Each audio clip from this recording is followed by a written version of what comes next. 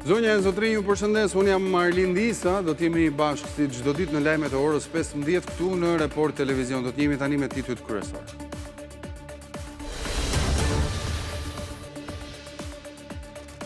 Investime me vlerë 1.5 miliard euro parashikon projekti Rilindja Urbane 2.0 që pritet të nisë shpejti gjatë prezantimit. Kryeministri Rama tha se ndërhyrje do të konsistojnë në fusha si transporti publik, ujësjellësit, infrastruktura bujqësore deri tek muzet. Standard tani është Evropa, u shpreh kreu i qeverisë. Në orën 20 nesër në Tiranë nis koncerti i Kanye West, event për të cilin policia ka marrë një sër masash. Një pjesë e rrugëve dytësore që të çojnë për tek Eagle Stadium do të bllokohen, ndërsa autostrada do të jetë e hapur përveç rrugës dytësore. Ministri Gonxha tha se në rast anullimit të eventit, dëmi do të ishte 11 milion euro.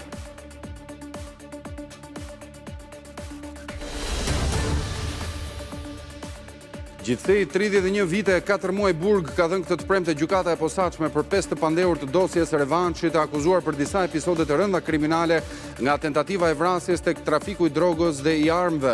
Ngjarjet e zbardhura lidhen edhe me 2 atentate të dështuara ndaj Durim Bamit, ndërsa mes të dënuarve janë edhe vllai dhe kushëriri i ish deputetit socialist Eduard Ndreca.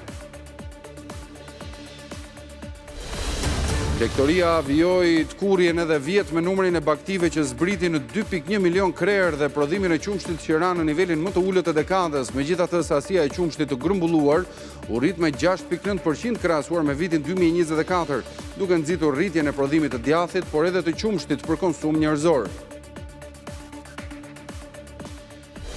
Ushtria iraniane tha se do të eliminojë ata që urdhëruan vrasjen e liderit suprem Ali Khamenei. Nga ana tjetër, Washingtoni ka miratuar një strategji për periudhën në vijim që parashikon që sulmet të kryhen në çdo moment që shihet e nevojshme.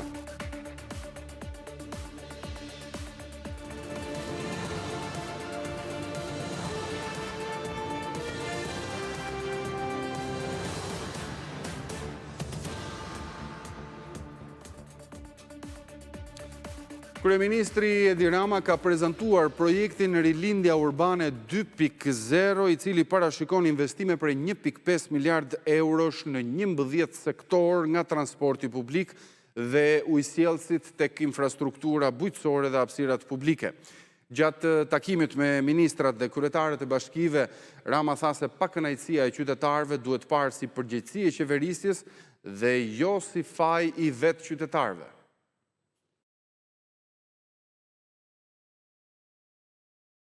1.5 miliard euro do të investohen në Rilindjen Urbane 2.0, një projekt masiv në të gjithë vendin që ka si synim 11 sektor ku do të ndërhyet, nga krijimi i muzeve lokal tek parkingjet, transporti publik, ujësjellësit dhe infrastruktura bujqësore. Për kreun e qeverisë Edi Rama, ndërhyrja është jetike.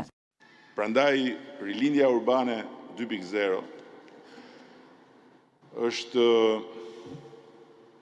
mbulim i gjerë i gjithë kësaj fushë të mbushur me lule dhe në shumë pjesë saj me ferra. Rilindja Urbane 2.0 është të mos shohësh më lulet, po të fokusohesh vetëm te ferra. Lulet kush t'i shofi dhe t'i çmoj, shumë faleminderit, kush nuk i shef, prap faleminderit, duhet fokusuar tek ferrat, duhet fokusuar tek mungesat. Dhe gjithë programi i Rilindjes Urbane 2.0 janë mungesat. Projekti vjen pas rilindjes urbane, e cila kishte si synim kryesisht infrastrukturën, ndërsa kryeministri bëri një panoramë të asaj që ishte si një dështim i vendit tek fytyra e re e Shqipërisë, përfshirë ndryshimet në spitale, arsim. Përpara se sa ne të merrim detyrën, ishin të përditshme lajmet se nuk kishte asnjë ilaç, kishte aspirina. Vinin në spitalin Nën Tereza me batanie me vete, me çarçaf me vete, me jastëk me vete, me ilaçe me vete, me çdo gjë me vete. Flitet për ujë. Sot me fakte, me shifra, me fatura, me të dhëna, Shqipëria furnizon popullsinë e vet me ujë të pishëm më shumë se kur ndonjëherë në historinë e saj. Lufta për të hequr furgonat ishte si një luftë për të luftuar Covidin me grushta. Gjatë fjalës së tij përpara ministrave dhe kryetarëve të bashkive, shefi i qeverisë tha se pakënaqësia e njerëzve duhet të shihet si një dështim i tyre dhe nuk duhet ta kërkojmë fajin tek qytetarët. Sot kush merret me këtë punë duhet thjesht dhe vetëm ta ketë të ndarë mendin shoqëria është bërë më kërkuese, jo më negative, më kërkuese. Se si e shpreh shoqëria kërkesën është një tjetër temë që nuk jemi këtu për këtë. Ne jemi këtu për të kuptuar se duhet kaluar në një nivel tjetër me patjetër. Ne s'duhet ta lejojmë këtë. Ne po duhet të kuptojmë pse i lind nevoja për fallxhorët njerëzve. Dhe shkaku jemi ne, që ta kemi shumë të qartë. Po e kërkuam shkakun të tjera gjëra, duhet ta lëmë këtë punë, sepse do të thotë që eksperienca na ka bërë cinik. Kryeministri tha se qëllimi final është lehtësimi i jetës së qytetarëve, ndërsa antarësimi në BE tha se kërkon standarde të larta në çdo fushë të jetës. Rreth 11 milion euro do të humbiste Shqipëria nëse koncerti i Kanye West do të anullojë pak ditë para zhvillimit të tij, shpenzime këto të çuara dëm sipas ministrit kulturës Gonxha. Jo vetëm rezervime të anulluara, pagesat pakkthyeshme, por edhe dëmtimi i imazhit të vendit që do nxirrte atë nga lista e organizimit të eventeve të përmasave të tilla.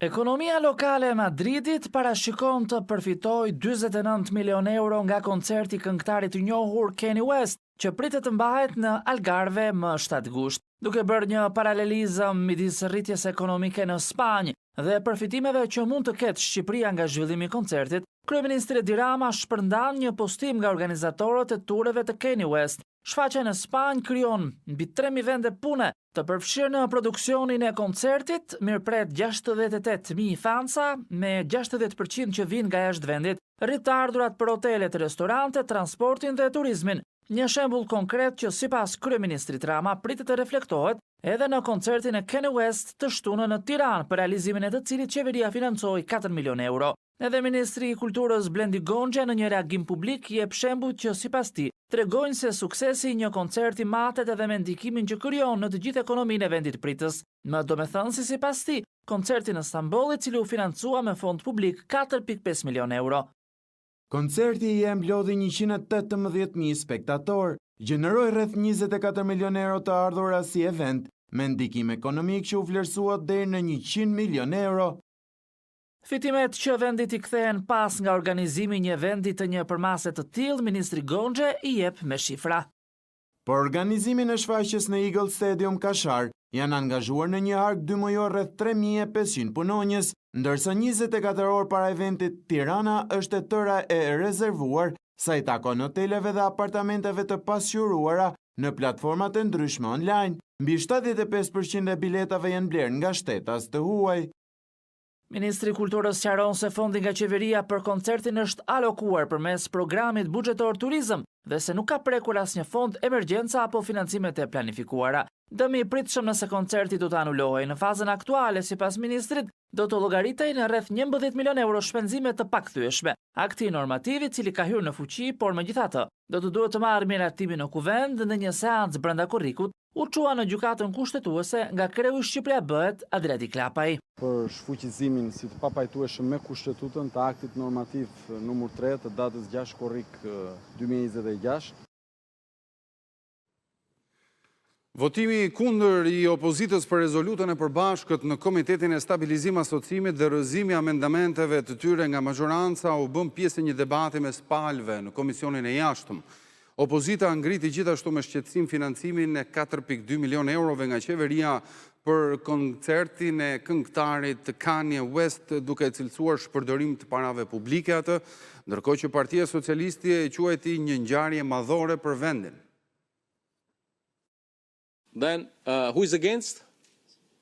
7 against. So it's not... Debati mes majorancës dhe opozitës u zhvendos nga Strasburgu në Kuvendin e Shqipërisë. Në Komisionin e Jashtëm, për më shumë se një orë u diskutua mbi mosgjetjen e dakordësisë për miratimin e një deklarate të përbashkët në përfundim të mbledhjes së Komitetit të Stabilizim Asocimit. Opozita akuzoi edhe një herë mazhorancën për rrëzimin e amendamenteve një ditë më parë, ndërsa socialistët thanë se demokratët po dëmtojnë integrimin.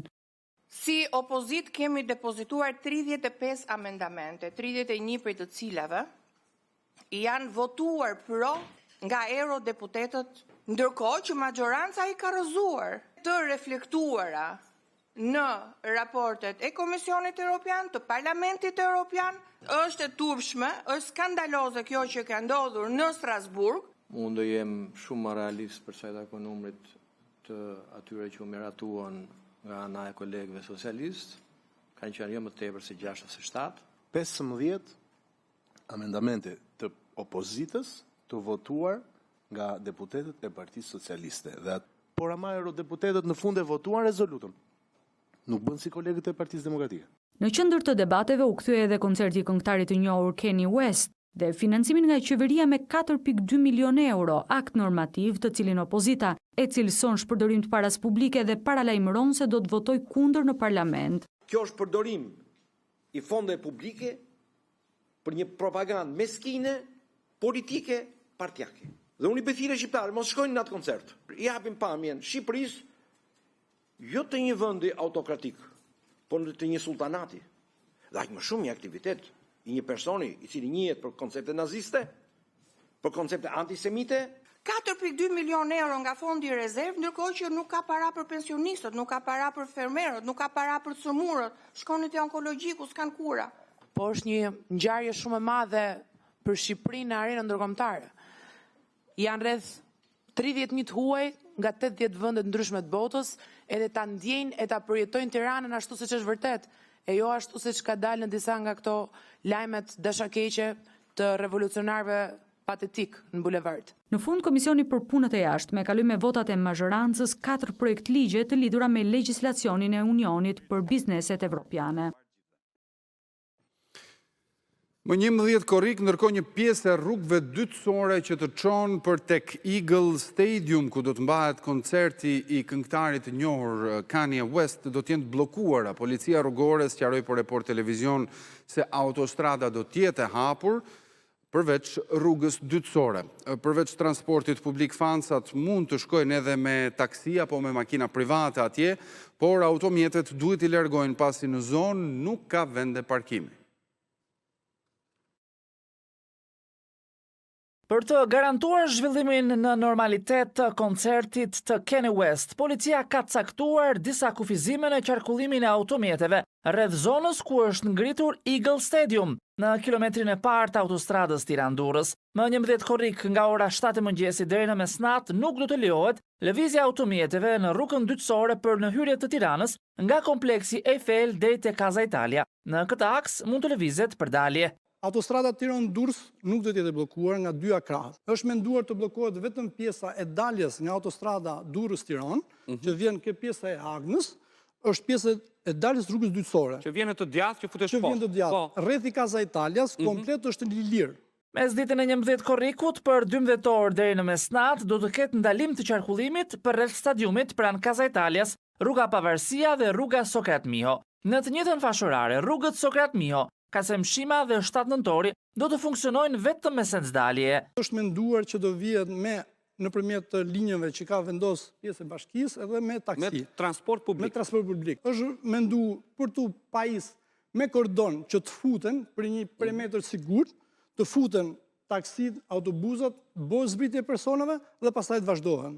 Policia do të jetë aty për të menaxhuar nga momenti kur personat që kanë bler bileta do të hyjnë për në stadium në orën 18, ashtu edhe daljen nga eventi të fansave deri në mesnatë. Makina private mund vihet, lej personat, lëvizi, nuk ka vend për parkim, se imagjinohet vinë 35.000 mjetet për parkuar. Vjen ke zona e Casa Italias, futet poshtë Casa Italias, është në kordoni sigurisë, mund zbresi, të vazhdoje, parkoj lart pastaj edhe mund vit ka aktivitet. Për shkak të eventit parashikohet që të ketë ngjecje dhe bllokime trafiku edhe përtej thesës së Kamzës për hyrje të Tiranës, nga ura e institutit deri te mbikalimit e Casa Italia. Për të shmangur radhët, policia kërkon mirëkuptim për përdorim të akseve alternative.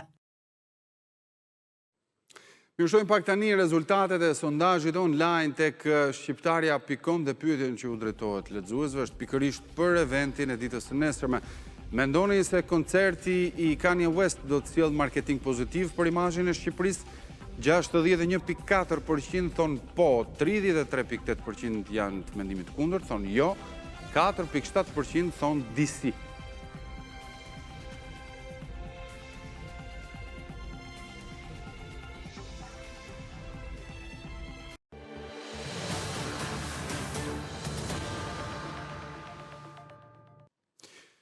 Një ditë pas vrasjes i Ilir Gjinit, policia shpalli në kërkim autorin e dyshuar, po nga Laçi dhe banor në të njëjtën lagje. Emilian Suti ka disa precedent kriminal, ndërsa në të kaluarën i ka shpëtuar një atentati. Hetuesit dyshojnë se shkak i vrasjes të jenë konfliktet e vazhdueshme mes të dyve, të nxitura edhe nga aktivitetet të paligjshme që mund të kenë pasur jashtë vendit.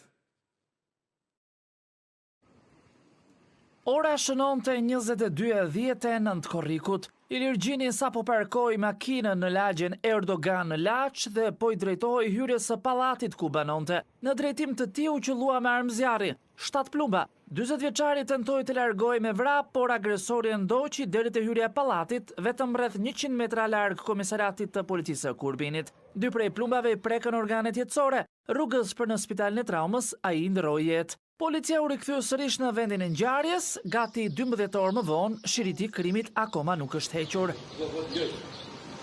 Me provat e mbledhura Blut e Lezhës zbuluan autorin e dyshuar dhe shpallën në kërkim 40 vjeçarin me 2 emra, Emilian ose Artur Suti.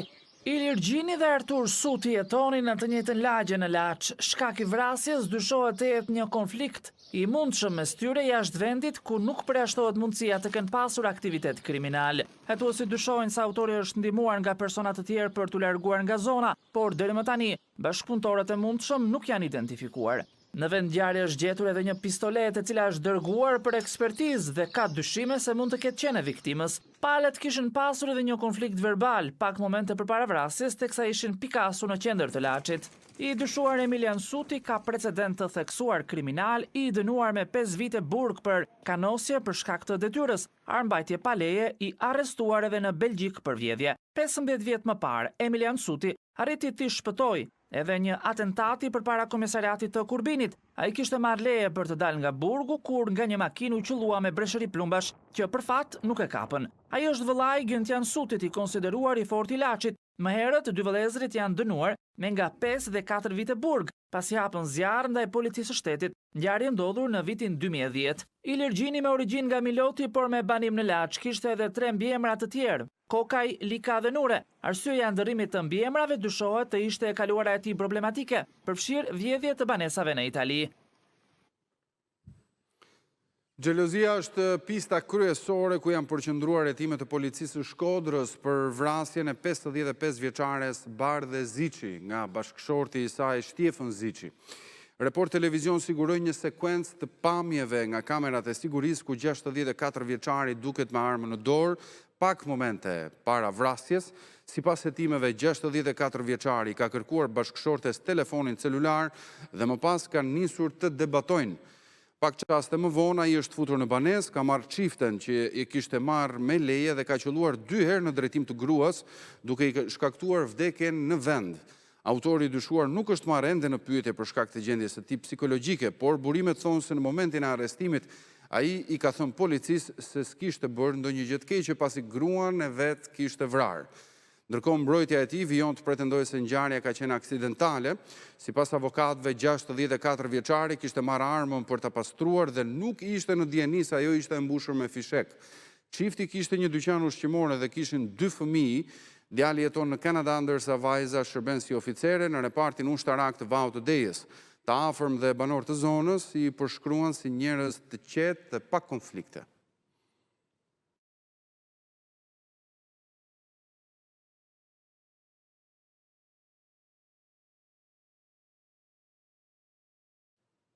Gjykata e posaçme ka dënuar këtë të premte 5 të akuzuar për vepra të rënda penale, përfshirë tentativa për vrasje, trafik droge dhe armësh si pjesë e një grupi të strukturuar kriminal, një fraksioni dosjes revanshi. Ngjarjet e zbardhura lidhen me 2 atentate të dështuar ndaj Durim Bamit, ndërsa mes të dënuarve janë edhe 2 të afërm të ish-deputetit socialist Eduard Ndreca. I 31 vite, 4 muaj burg ka dhënë këtë të premte gjykata e posaçme për 5 të pandehur të dosjes revanshi, të akuzuar për disa episode të rënda kriminale nga tentativa e vrasjes, te trafik droge e armësh. Mes të dënuarve janë Elvis dhe Armando Ndreca, të 2 të afërm të ngushtë të ish-deputetit socialist Eduard Ndreca.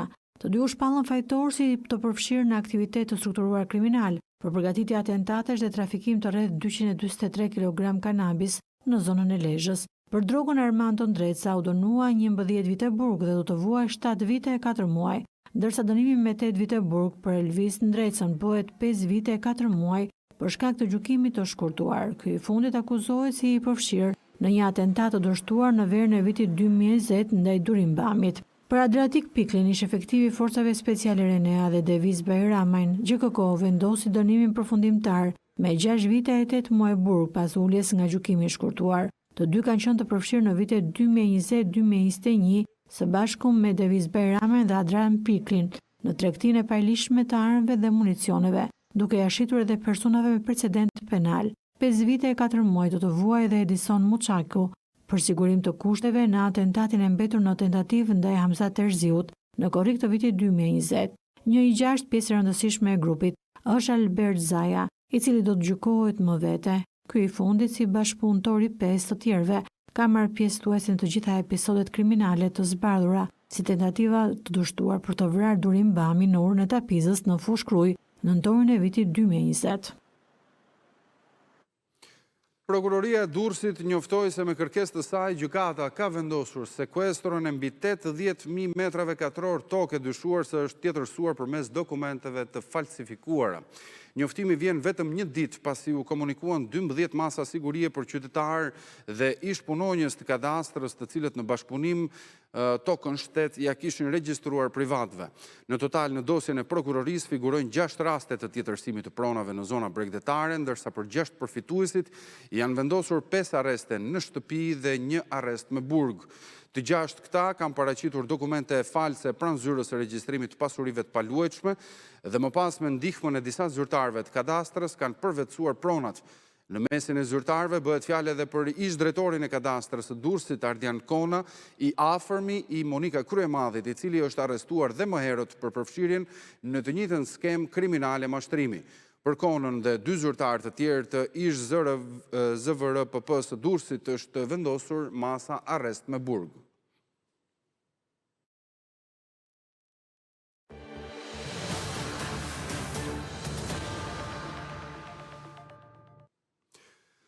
Stoku i kredisë dhënë për blerje pronash nga qytetarët dhe bizneset arriti tjetër rekord në vitin 2025. Banka e Shqipërisë thotë se totali i kredisë për këtë qëllim arriti 460 miliard lek, duke rritur ekspozimin e bankave ndaj këtij sektori. Në raportin vjetor të mbikëqyrjes thuhet se 46.1% e totalit të kredisë të dhënë ka si kolateral pasuri të paluajtshme. Rritja e pandalur e çmimeve të pronave poshton vit pas viti ekspozimin e bankave ndaj tregut imobilar përmes zgjerimit të portofolit të kredive për pasuri të paluajtshme. Referuar raportit vjetor të mbikëqyrjes, rezulton se stoku i kredive në pasuri të paluajtshme nga 393 miliard lek që ishte në 2024 është rritur në fund të 2025-s në 460 miliard lek, një zgjerim kredie prej 62 miliard lekësh. Për shkak të shtimit të kredisë për blerje banesash apo investime nga bizneset në pasuri të patundshme është rritur ekspozimi i bankave ndaj sektorit, pasi rezulton se 46.1% e totalit të kredisë së dhënë ka si kolateral pasuri të paluajtshme. Rritja konstante e ndërtimeve paralelisht dhe e çmimeve të pasurive të paluajtshme poshton gjithnjë e më shumë kërkesën për kredi, ndaj shikohet me skepticizëm pasi mund të cenojë stabilitetin financiar. Një rënje e shpejtë e sektorit e shoqëruar me ulje të fuqisë paguese nga qytetarët mund të dëmtojë bankat.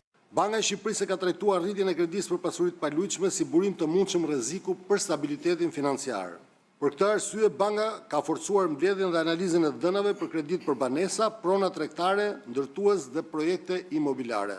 Për të frenuar ekspozimin, prej një viti Banka e Shqipërisë ka caktuar kufizime për kredin për blerje banese, Pasi kur huaja kërkohet në lek për të blerë banesën e parë, banka mund të jap deri në 85% të vlerës së pronës me këst mujor, jo më të lartë se 40% të ardhurave të kredimarsit. Për banesën e dytë, vlera e kredisë ulet në 80%. Kur kredia kërkohet në valutë, tavanet janë 75 dhe 70% në varësi të blerjes së banesës, është e parë apo e dytë, dhe kësti mujor jo më shumë se 35% e totalit të ardhurave të kredimarsit.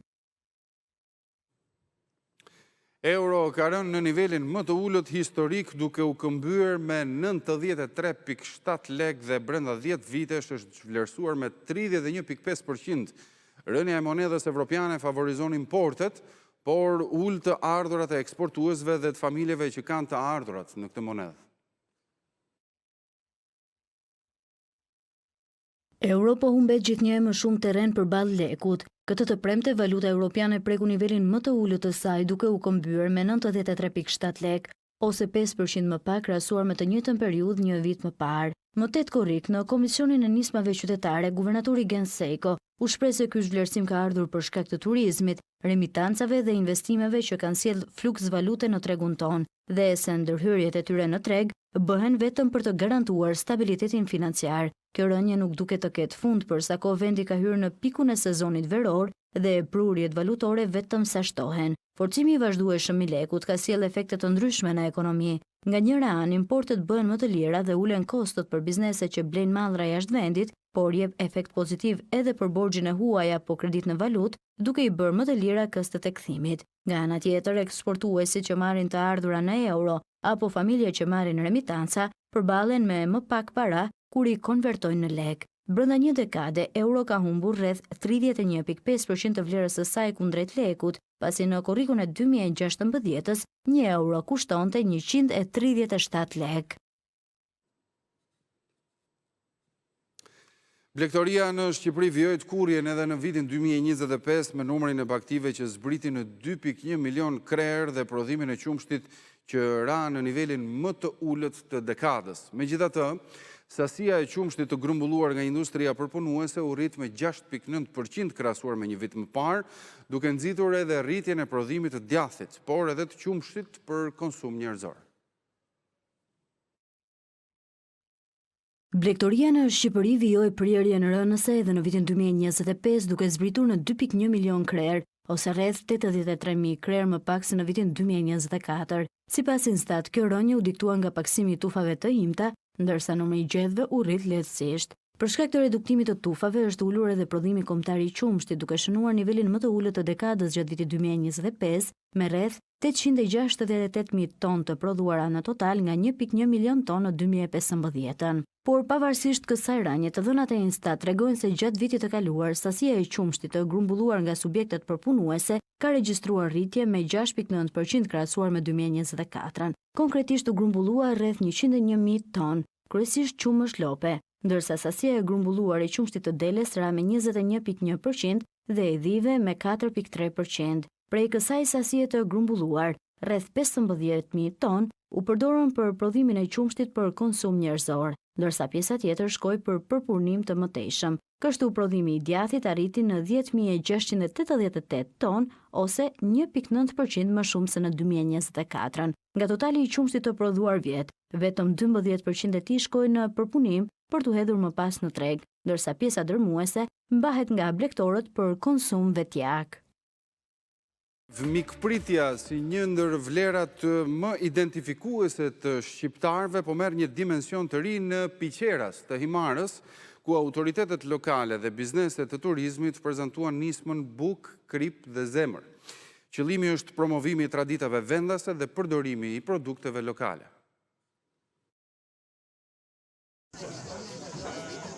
Buk, Krip dhe Zemër është një ndër nismat që synon të rikthejnë vëmendje një nga traditat më të bukura shqiptare të mikpritjes. Restorantet dhe bujtinat në fshatin bregdetar të Piqerasit në Himar do t'i mirëpresin vizitorët me një cobuk, një got ujë dhe sipas mundësive dhe vaj ulliri si simboli i respektit, bujarisë dhe mikpritjes shqiptare.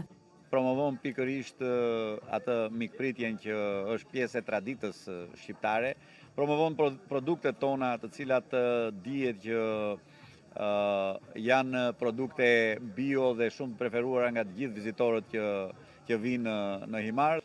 Jam krejtësisht i bindur që nisëm do mirëpritet nga gjithë restorantet dhe bujtinat e Shqipërisë, sepse nuk po bëjmë një gjë me sforcim, po ringjallim një traditë të shqiptarit, i cili fillon me shprehjen e madhe që shtëpia e shqiptarit është e Zotit dhe e mikut. Sipërmarrës të turizmit dhe operatorët e sektorit folën për rëndësinë e përdorimit të prodhimeve lokale. Për t'i sensibilizuar të gjithë restorante, bujtinat shqiptare që të ofrojnë gjithë turistëve që vizitojnë Shqipërinë, ujin falas, bukën falas, vajin e ullirit, sigurisht edhe mikpritjen shqiptare dhe edhe buzëqeshjen për të qenë një shije të mirë për gjithë turizmin shqiptar. Duhet bëjmë një apel që bujtinat, restoranet, resortet shqiptare konzumojnë produkte shqiptare. Në përfundim të aktivitetit u shpërndan certifikata mirënjohjeje dhe medaje për një ndër bujtinat mikpritëse në Piqeras.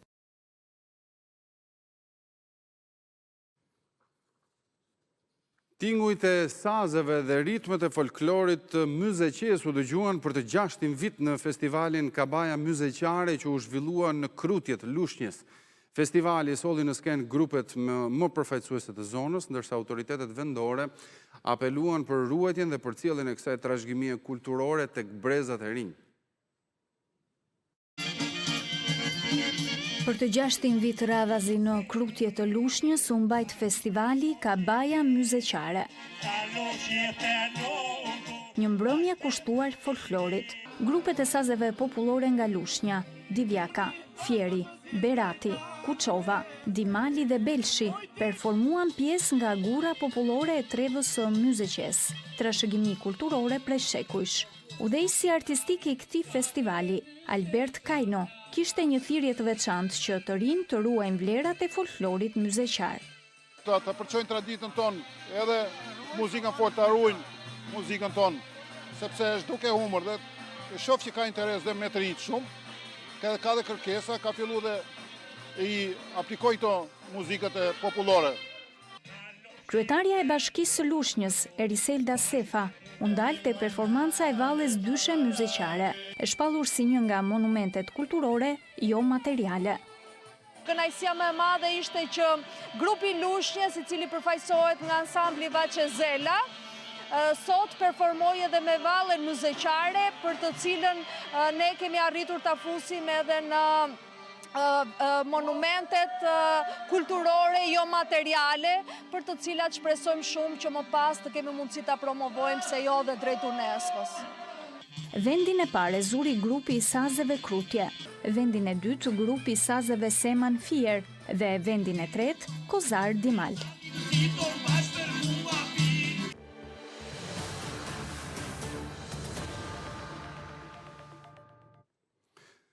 Dy ditë pasi Komisioni Qendror i Zgjedhjeve në Kosovë certifikoi rezultatet elektorale të zgjedhjeve të parakohshme të 7 qershorit, kreu në detyrë i qeverisë dhe i lëvizjes vetëvendosje njëkohësisht Albin Kurti nisi një raund takimesh me krerët e partive kryesore të opozitës. Para ditën e kësaj të premte, Kurti takoi kryetarin e PDK-s Bedri Hamza, partia e cilit u pozicionua më e madhe në opozitë me 22 mandate. Sfidë tjetër për Kosovën, përveç krijimit të institucioneve, atit parlamentit dhe votbesimit ndaj qeverisë, do tjetë edhe zgjedhja e presidentit. Pas ditën e kësaj të premte, Kurti pritet takohet edhe me Lumira Abdigjikun e Lidhjes Demokratike të Kosovës, ndërkohë Aleanca për Ardhmërinë e Kosovës me kryetarin e saj Ardian Gjini e kanë refuzuar ftesën e Kurtit dhe në një letër dërguar kreut të vetëvendosjes thonë se takimi nuk ka vlerë. Seanca konstituuese e parlamentit duhet të thirret nga Albulena Xhiu brenda datës 7 gusht.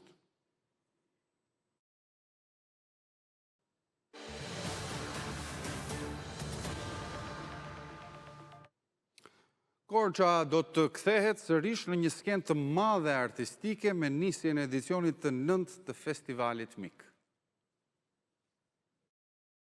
Me një jazz.